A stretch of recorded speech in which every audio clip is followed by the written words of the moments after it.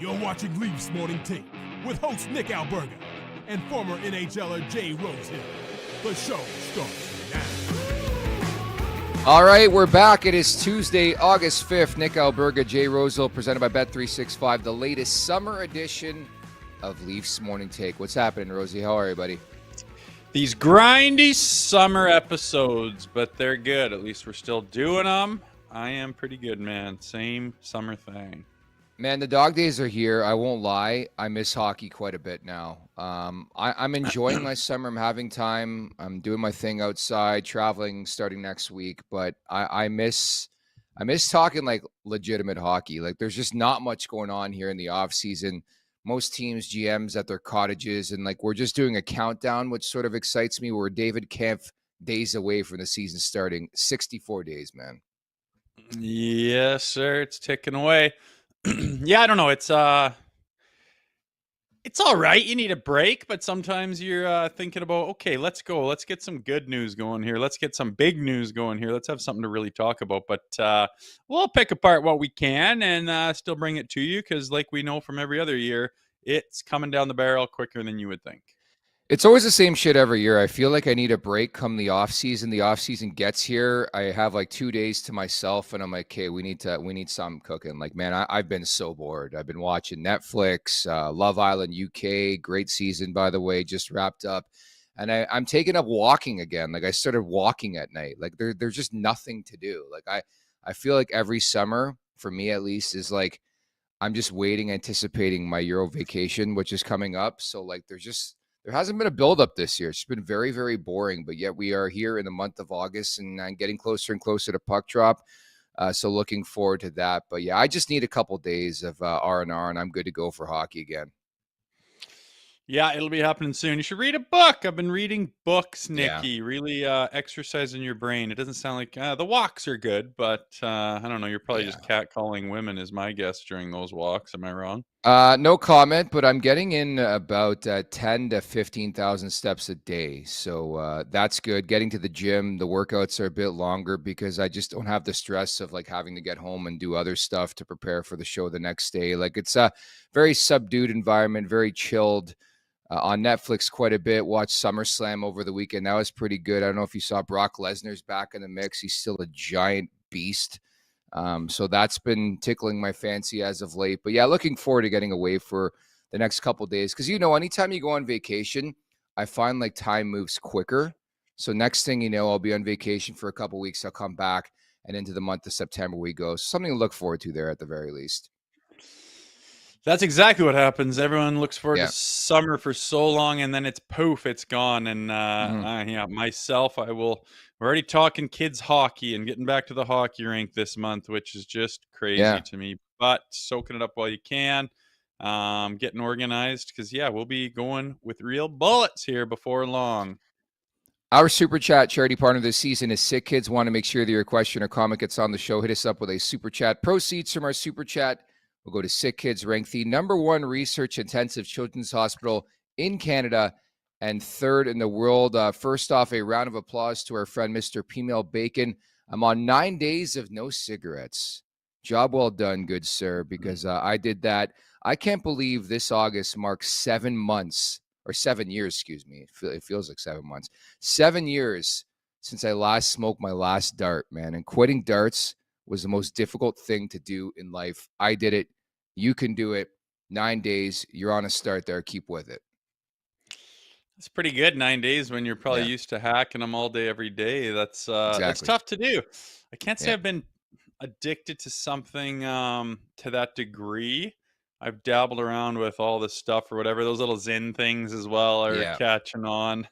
That's my addictive. sister-in-law, she used to smoke. Now she doesn't. And we'll have a stumble once in a while, especially when you're out in the summer times and having a glass of wine, all the rest of it. But she's learned of these Zyn things and she rips 2 of them at a time and replaces them like every 20 minutes. And my brother is just like, are you serious kind of thing? And she's like, leave me alone. I'm doing my thing. And they were just going at it in the boat actually yesterday, which made me laugh. But to anyone who wants to try and dig in and break a vice, I applaud you. Good for you. Good luck with it. Stick to it. You could do anything you put your mind to.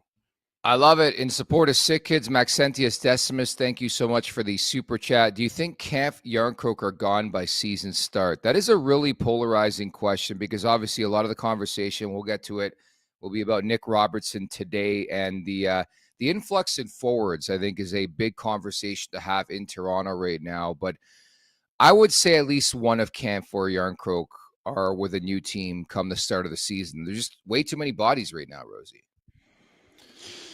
Well, something's got to happen. They can't all play for the Toronto Maple Leafs, man. It's going to be interesting. I'm sure they're trying to have a deal get done. I'm sure they're working the phones. Again, like you said, it's probably hard to get a hold of guys right now. Everyone's kind of mind is probably on hitting a little bit of a reset button before we go again and getting some relaxation, some time with the family and the cottage and the cabin and all the rest of it. But you'd think that there have been calls being made. You'd think there are, thoughts being made about these players as far as, the same thing we're talking about. We've got some new guys. We're starting to look at depth chart. We're starting to look at lineups, who's fitting with who. Okay, this makes sense. Inevitably, there's going to be players left over. And are they players that everyone's chomping at the bit and would love to get their hands on? Well, not necessarily. Do they serve a purpose in different ways? Yeah, I think they can. And I think it's just a matter of Tree Living trying to figure out a deal. I mean, people have said, Friedman said the other day, he does not think the Leafs are done. He would be shocked if more news didn't break before training camp because of these exact issues. So if we still have him in camp, fine. Fucking come and work your arse off and try to get, eyes open to what you're capable of. Unfortunately, with Kampf and Yarny, like, we know what they're capable of. We know what they are. And I think some people think that the additions they've made on the roster are probably going to supersede what they have done in the past. So therefore, they will probably be the odd man out. But we'll wait and see. Maybe a deal gets done. Maybe they get put on waivers. Maybe it's hard to say, right? But there's no doubt about it. There's a bit of a logjam at the forward position with the Maple Leafs right now. Let me phrase it this way. If you're another team, who are you more attracted to acquiring? Is it David Kampf or Calle Yarncroke, Rosie? Ooh, good question. I was never like super high on Kampf. He just seemed really quiet, which, okay, you could say that's good. He's good in the D zone and good on faceoffs and this and that. It's like, fine, but like, if we're talking about a team that wants to make a run, who's right there, I think I need a little bit more. He's got a pretty hefty contract too. One of those things I was kind of surprised True Living signed him to, with his AAV. And I just, like, could you bang and crash a little more? Could you, jump in on some dynamic plays once in a while? It doesn't really move the needle for me. Yarny I've always liked, but when you're getting up there in age and it's hard to be dynamic and the league's getting as good as it is, it's kind of hard to, invoke your will on the game as well. So again, that's the reason we're talking about them. They're all kind of like, I don't really see them playing for the Leafs this year, right? That's why we're talking about them. So we'll see what happens. Which one do I like more? I think Yarny's able to play through the lineup a little bit more. I think Yarny has the kind of skill to jump up in the lineup and maybe play on the second line type of thing if need be. But again, we're talking about them in this position for a reason.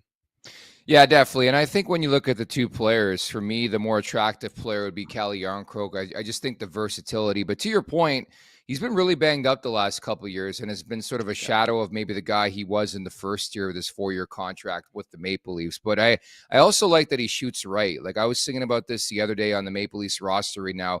Who shoots right up front? Nylander, Nicolas Waugh. Might be missing one more guy, but it seems like a lot of guys shoot left throughout the league, and specifically with the Maple Leafs, now you lose somebody in the top 6. Do you put a necessity on having guys who shoot a different way, whether more so up front than the blue line in this conversation, at least? Yeah, we're used to having the conversation on the blue line, right? I mean, those right-handed defensemen are so valuable and scarce, it seems like. Yeah, you do.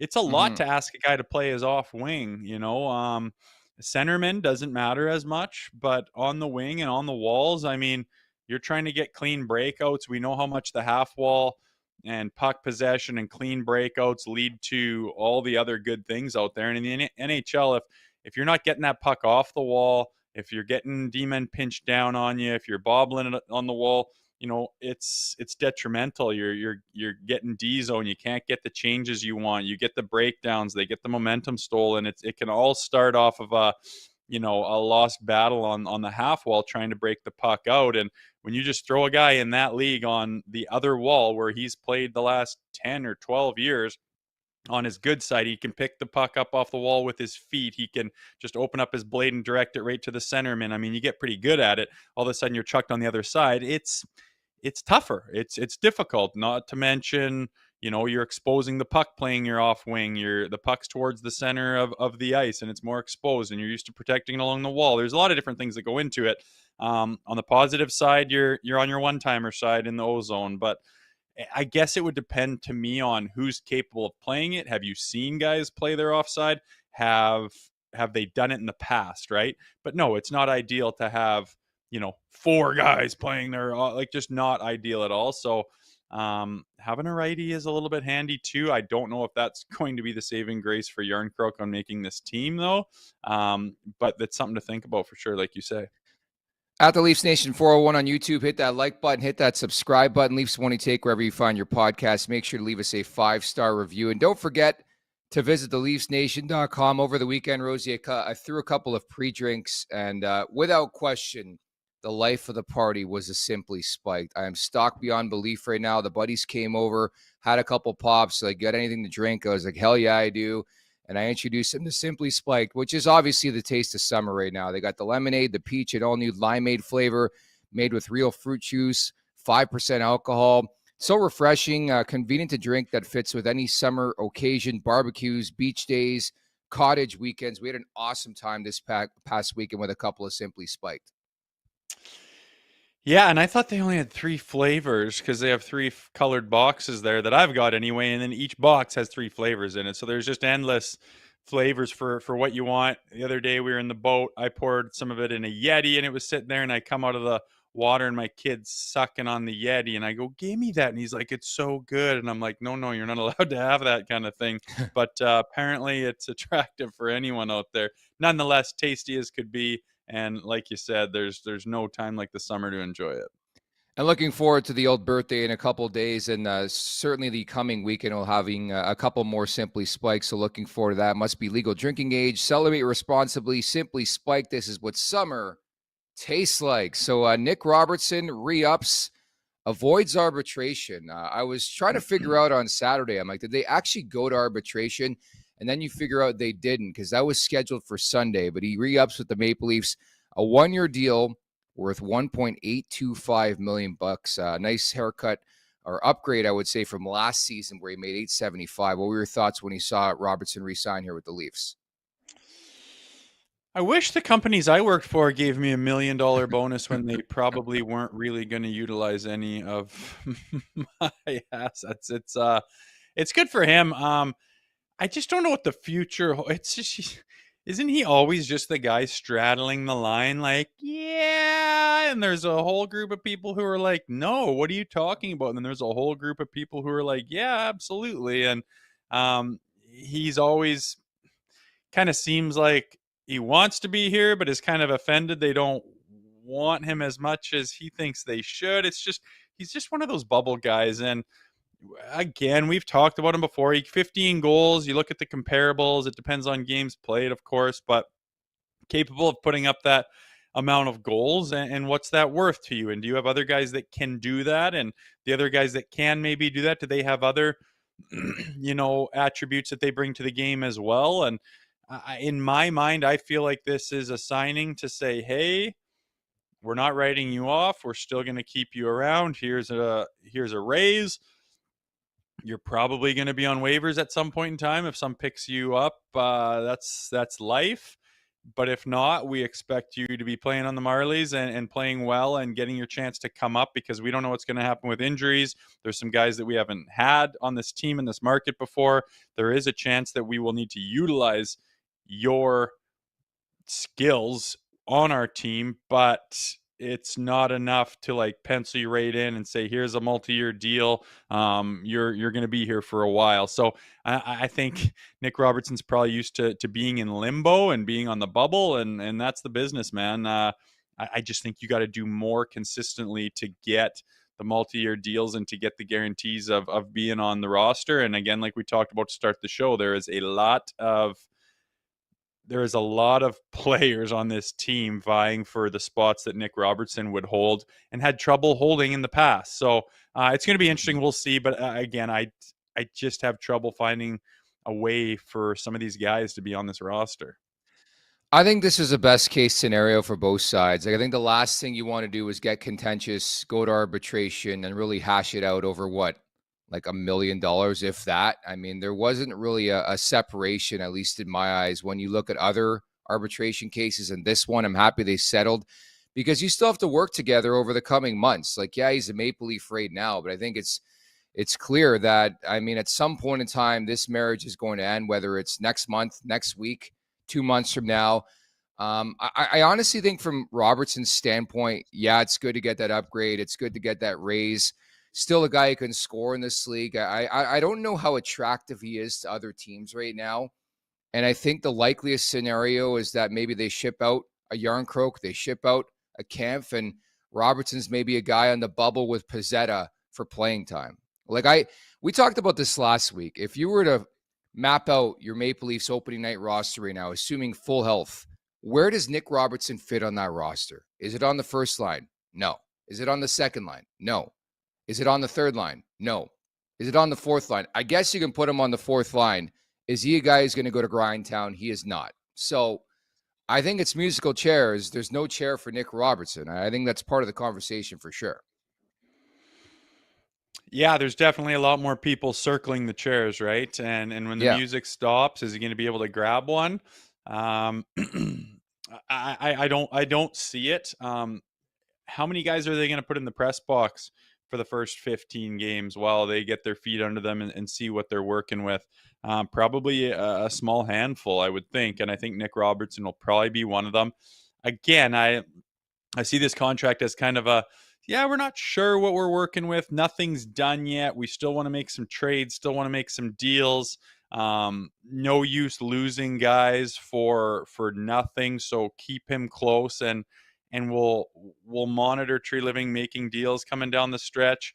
And then if you get to camp, we'll see who looks like what, who's willing to do what. Is anyone standing out? Has anyone, really made a stand and saying, this is who I can be? And is it going to look any different than what we've seen in the past?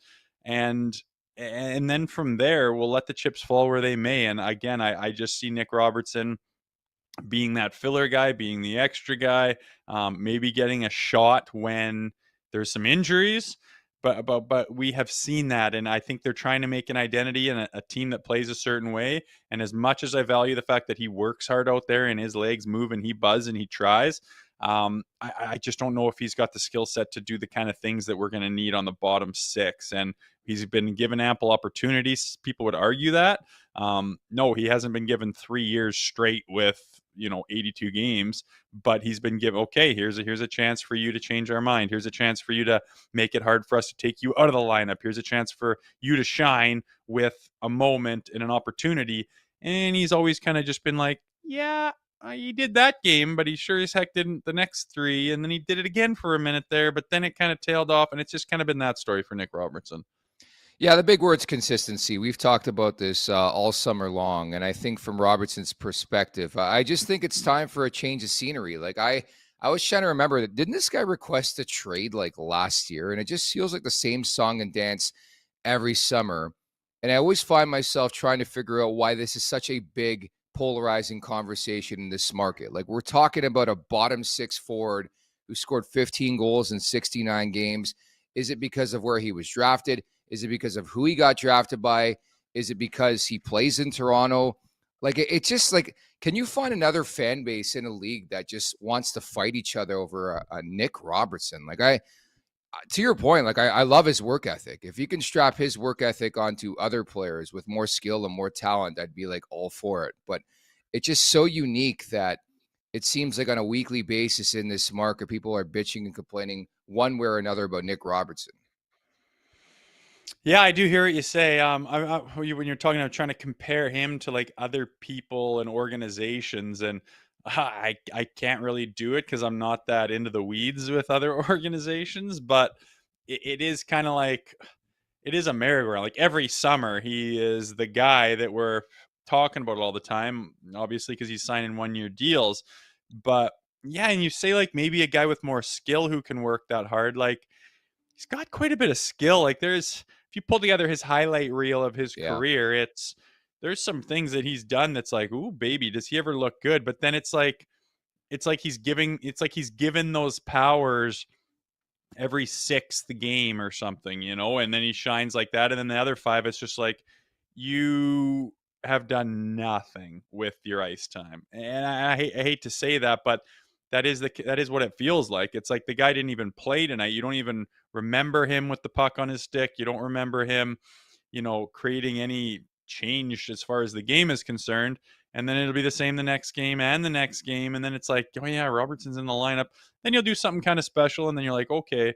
And then he won't for 5 games. And then he's puts in the press box for 7 games. And it's just kind of like, he would probably argue that I don't get the runway to get my legs under you and get going. I would say, well, yeah, you've been given quite a bit, and it's just like you say, it hasn't been consistent enough. But of course, it's Toronto. You got millions of mouths talking about this team, and there are going to be people just with pure volume that get together and are big Nick Robertson fans and don't want him going anywhere. I have trouble like what leg they stand on, because to me, it's kind of like we know what we got at this point in time, don't we? Definitely. And what you said earlier on, Elliot Friedman on the latest 32 Thoughts podcast, I definitely think that the Maple Leafs have work to do here, and I don't know what their timeline is, but nobody expects them not to do things before puck drop. That's for sure. And again, we've speculated upon that already. We know the big names. We know some of the names, the influx of forwards, Yarncroke, Kampf, Robertson. Where does Pezzetta fit into this conversation too, coming over by way of the Montreal Canadiens in free agency? There's a lot of moving parts, and I think you always have to be careful to make an assumption on, say, August 5th, but I think you start to map out the roster and what it could look like. I don't see any opportunity or position for guys like Kampf and Yarncroke and Robertson. It's so bizarre that we're at this point in time, and there's probably like 3, maybe 4 names where you start to wonder, like, where is this guy playing because of the bodies that they brought in? I think there's no doubt they want to make moves and want to do something, but it takes 2 to tango. And I look at these guys specifically, and maybe Robertson is enticing because of his age. There's been speculation. Maybe Pittsburgh takes a look. They're rebuilding. Kyle Dubas, the familiarity there. But I just wonder if the Maple Leafs haven't made this trade in, say, the last 2 years, what are they looking for in terms of a return in a trade? That's the question. Yeah, you do wonder. Like, I would love to be again a fly on the wall in the GM's office. What has been offered? What has anything been offered? Who has shown interest? Has anyone shown interest? We don't know that. We're not privy to it. We can guess and speculate. At the end of the day, we kind of have an idea of what his worth is and what his value is, but who's willing to give up anything substantial for that value and that worth? So far, nobody, obviously. But I like, what do you like those 3 guys? You think, fast forward to the end of preseason and we're getting ready for opening night. Are those 3 guys sitting in the press box, or is there waivers involved here? Like, how long do you let guys rot in the press box when, I think a Robertson, a Kampf, maybe a little bit less Yarny with his veteran type of status, but are those guys rotting in the press box? Are they going through waivers? Are they going to play for the Marlies? What do you think the future actually is if you don't think they're going to be on roster? So I was reading the Puckpedia post the other day. The 1.9 million that I have in the rundown here in supposed cap space is assuming Pezzetta is on the American Hockey League roster and Myers has to go through waivers down to the AHL. That's another conversation is, do they think Henry Thrun is a better option than Phil Myers, who had a really damn good year last year, and he shoots right. And we talked about guys being difficult to find from that side. But I think the likeliest scenario, I think you always have that option of putting guys on waivers I mean, we saw it last year with Ryan Reeves, different conversation, but he goes on waivers. Nobody claims him, goes to the American Hockey League. Ultimately, I think they're going to be able to find somebody to take a vet like Calle Yarncroke. Maybe they have to eat a bit. Probably not. Maybe they eat something on David Kampf. But you can't forget, because of the offseason, the lack of activity league-wide, there's going to be teams that need to spend money and pick up players, the cellar-dweller teams. You tell me David Kampf can't help, or Calle Yarncroke can't help, or Nick Robertson can't help. So I think it's outweighing the market. The Maple Leafs have to wait a bit, but I think ultimately that price will come where they feel okay and they understand that there's no roster room in Toronto. So it's either like you make a trade and, maybe that's what's squeezing them right now. Maybe a team's like, we'll give you a fifth for Robertson. Either that or we wait until he goes on waivers. You get nothing for the player. So that's probably the internal battle right now too. Yeah, that's right. And teams are thinking that as well. They look at Toronto's situation just like we do, and they can see the writing on the wall. Guys are going to need to move. So it'll be interesting. You hope you don't do that, lose them for nothing. But at the end of the day, if you don't even want to use them, then is that really that big of a deal to your team? Again, these guys will get a chance to I would imagine, to prove themselves at camp and to measure themselves against the other guys and some of the new guys that have come in. But at the end of the day, I feel like most of the new guys are upgrades on what we have and more specific to the direction the team's going. So yeah, we'll see what happens. Again, it does. Is it this big make or break what happens to Yarncroke or Kampf or Robertson? Not really. It'll be kind of interesting, but yeah, we're really in the weeds on it, spending this much time, because I think there's new and exciting things to kind of proceed with here. But yeah, a little caveat of some known names that are still on contract, or something's going to happen. At the Leafs Nation 401, hit that like button, hit that subscribe button. Did you see who's going to don the cover of NHL 26? It's Matthew Tkachuk of the Florida Panthers, Mr. Everything right now. And Big Willie Styles asks a really enticing question for me. What was your EA Sports NHL rating, Rosie? I don't know. I don't remember. I remember there was Really? just a hammer beside me, or like whatever that meant. Yeah. It And I means you're remember like my you're a kid. tough guy. Yeah, I was playing it one time at something with my It son, means you and have a dynamic hammer. That's what it means.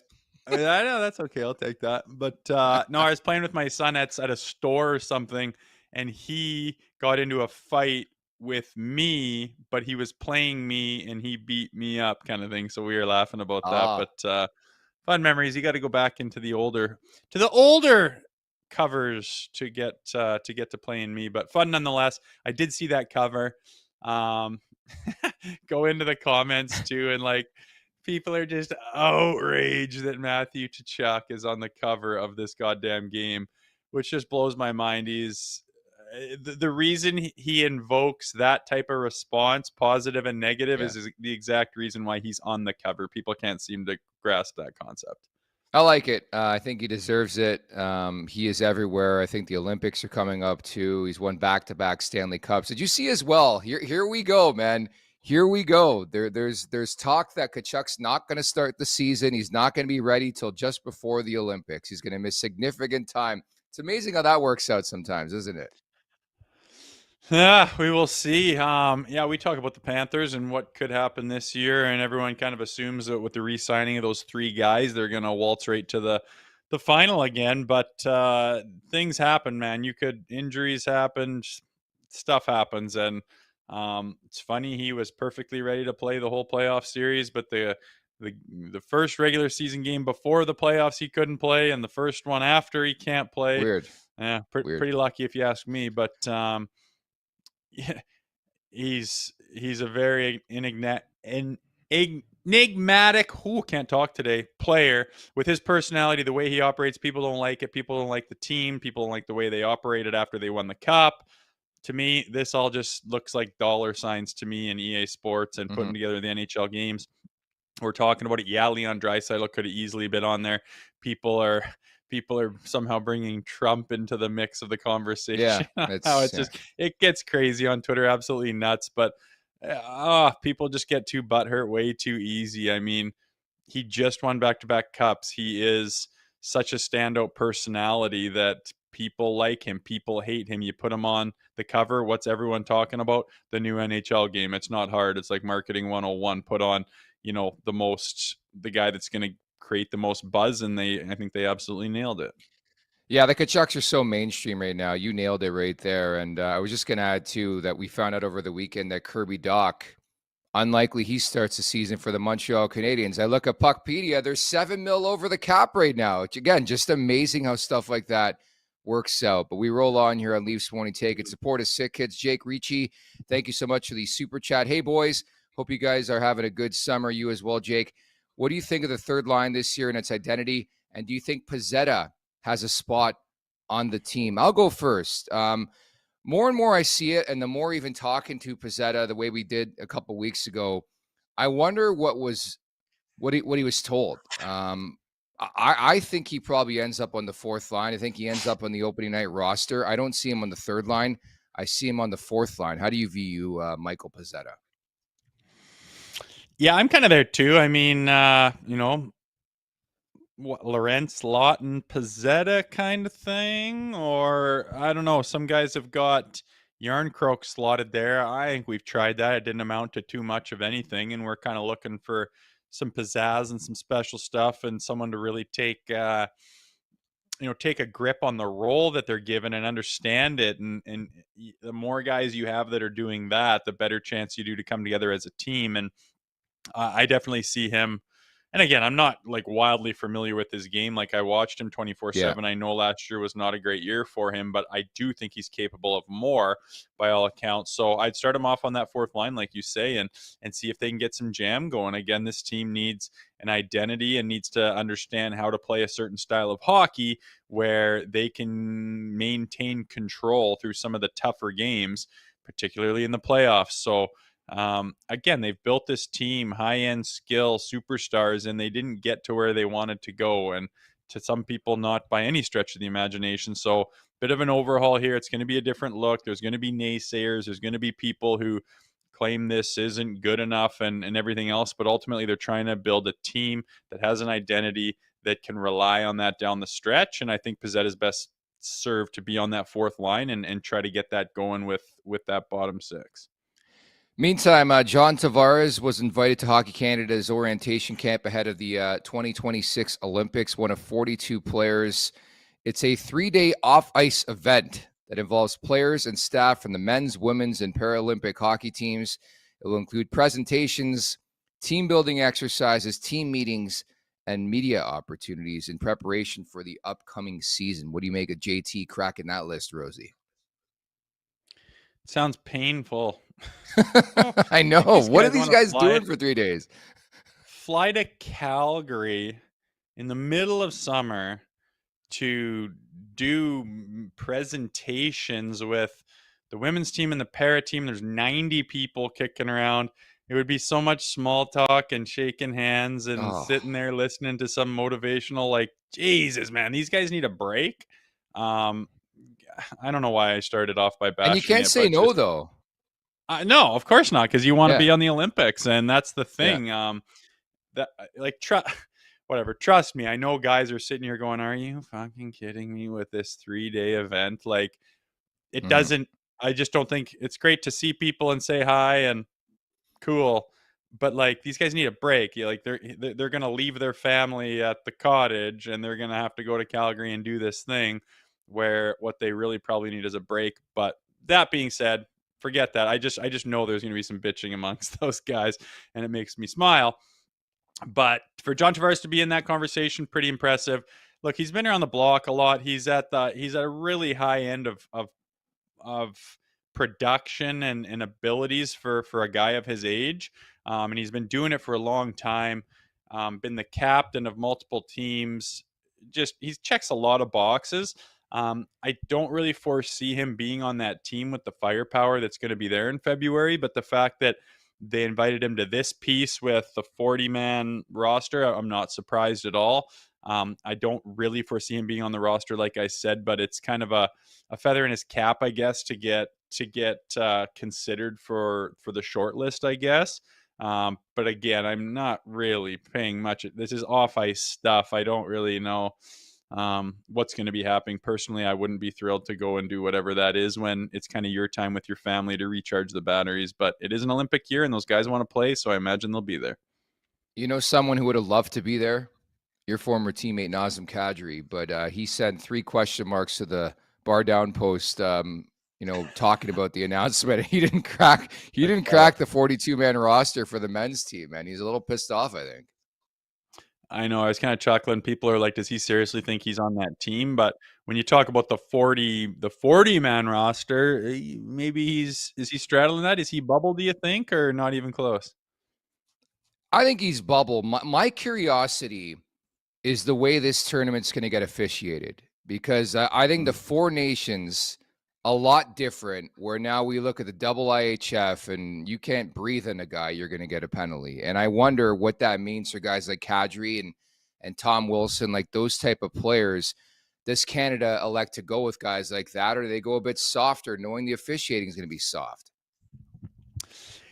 Yeah, that is interesting. And those refs over there, God, are they ever stupid? They impose their will on a game way too much. I mean, you don't need those penalties. I understand it's beneficial for the European teams and players and leagues that don't really play a North American style of hockey, so it'll never change. But God, it's just there's such great games in the Olympics and the other international tournaments that are going on, and then just some boneheaded string of penalties will get called. Like they just like they get their jollies from putting their hand up and, hi mom, like getting a shot on TV, right? Like, oh, let's make this about me again. And I haven't really done much in a while. Why don't I fire my hand up for this ticky-tack little hold on the hands or whatever? And it doesn't even, it's not even that. Like you do a replay and you're like, why is your arm going up there? And it can ruin the flow of the game. It can flat out ruin the game. And it's brutal. So I'm not looking forward to that at all. And as horned up as everyone was about the 4 nations, because it was a North American style of tournament, I guess I need to prepare myself that it's not going to be that at the Olympics. It's not going to be physical. It's not going to have, you're not going to have these guys sorted out themselves. It's not going to be intense. No fights. It's going to be, sauce it around, make your plays, but don't get in anybody's way or don't make anyone lose the puck any other way than stick on puck, because the arm's going up.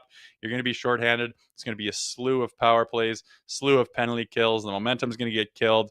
Those European refs are terrible, if you ask me. You know what'll never escape my mind is that 2016 that I think went to Torino, and Canada brought just a bunch of plugs to Italy. Great place to go, but they brought a bunch of plugs and we're just going to go grind town at the Olympics. But I always wonder about like the World Junior, watching that tournament, the way it's officiated. But yeah, that's my expectation for the Olympics is maybe, and I'm curious, like you win that 4 nations, how much do you deviate from that plan if you're Canada, considering how well it went? I thought it was interesting. They didn't really announce today a goalie. Or maybe it was the States who didn't have Hellebuck on the list. I don't think Binnington was on the top list either, but I think we're assuming Binnington's going to be that guy. But I just wonder if the roster is going to look a little different considering the officiating. But good on JT. I think he deserves it. 38 goals last year, 75 games, coming off a really, really strong season, the familiarity as well. And I think it's just these guys have to show up, because we've seen in the last couple of years how petty Hockey Canada is, right? Like, I mean, there's so many examples. Like, Nick Suzuki better be on this team, right? Yeah, I mean, the nice thing about the state of our country right now is there's a lot of high-end hockey players in their prime, and you can only make one team out of it. So there's going to be guys left off that you could argue could have been on, and some people would say should have been on. Yeah. If you're not making, like, everyone's got their opinion, but if you're actually, okay, you're the one making the call, everyone would tighten up in a hurry and start to really second guess where their head's at, because it is difficult, and there is a lot of good players. And what kind of team are you building? Like, yeah, it'd be easy just to say throw together the 4 nations team. That's pretty obvious. But like you mentioned, it might be different hockey. It's Olympic size ice in a lot of the rinks, I'm sure, and you got those refs who are going to call everything. So all of a sudden, what got you XYZ at the 4 nations is going to be a detriment to you in the Olympics potentially. So you might start changing your mind there and plucking this guy off and inserting that guy. And it's going to be a difficult job. Again, goaltending, we're talking about Binnington, like, geez, how long can we hang our hat on Binnington as the guy to get us these, what some people call really important trophies and whatnot. So Yeah. I think it's going to come down to him and where he's at. He held his own and stepped up big time. He has stepped up under pressure many times, including his Stanley Cup. The Four Nations was huge, and he's probably going to have to do it again at the Olympics if Canada's going to bring home the gold. And is that too much to ask? I don't know, but I think a lot's riding on his shoulders. And like I said, there's a plethora of guys that could do well on that roster. I'm kind of glad it's not my job to pick it, but there will be some conversation about it one way or the other, no doubt. Any comment on the Nylanders? So Alex Nylander signs a 1-year AHL extension. Had a pretty decent year last year, 64 games, 23 goals, 44 points. Of course, played the 5 games at the Maple Leafs. Pretty damn cool to see him play with his brother Willie. And speaking of Willie, he wins the 2025 Guldpucken. I love that award title, by the way. But Sweden's top ice hockey player of the year, career high 45 goals. He led the Leafs in playoff scoring with 15 points in 13 games. Well-deserved for Willie Nylander, who the last couple of years has really, really taken off, in my opinion, as one of the best players on the planet, period, in my opinion. Yeah, I'm not surprised. He won the Guldpucken award. It's good for him. He is probably the best Swedish player right now, I would say, and they've had a lot of good ones in the past. He's certainly one of them. Not a lot of stock put into it. Not surprised. Good for him. Good for his country. His brother re-signs with the organization. That's good. Again, we kind of know what we're getting with his brother. Got a taste with the Leafs, which I'm sure he's proud of, although didn't do a whole heck of a lot of it with bagels across the board when he is, a point guy. So I imagine he'll be on the Marlies, and I wouldn't be surprised if he had another good year. But again, nice positive news for the Nylander family nonetheless. It's time now for the last call, brought to you by Bet365. Whatever your bet is, it's never ordinary at Bet365. Download the app and get in the game. Use code NATION. That's NATION, N-A-T-I-O-N. Must be 19 or older, Ontario only. Please play responsibly. If you or someone you know has a gambling problem, visit ConnexOntario.ca. Much needed victory for the Blue Jays yesterday. They thumped Colorado at the Mile High, and I'm going to play that game. I'm going to take the over 11.5. The most runs in the league scored at Coors, and I think that continues. And the Jays, I think, will beat the crap out of the Rockies again and beat them this week. Sweep this series. So I like the over 11.5 in that game. I like it. I'm going to tail you on that. There's a reason there's the most homers in that barn. In Colorado, the air is thin and the ball just flies. Like when we fly into Denver, and we have our first little skate, basically, we try to get there early because you try to get acclimated to the altitude, but you are skating in sand, man. It's like your legs burn up really quick. It feels like there's no jam in it because you're just not getting the oxygen you're used to feed the muscles. It is totally noticeable. And then when you're golfing there as well, you're used to taking a little bit of extra club here and there. There you take a little bit less because the ball flies a half a club further. It is something that some people are aware of it, or kind of like, okay, let's get real. It is 100% there, and I'm not surprised there's the most dingers given out in that barn. So let's take the over and see if the Jays can get her done against a pretty suspect Rockies team today. All right, sounds good, buddy. Hope the cabin's going well. We'll reconvene coming up on Thursday. Okay, sounds good. We will see you for our last show of the week on Thursday.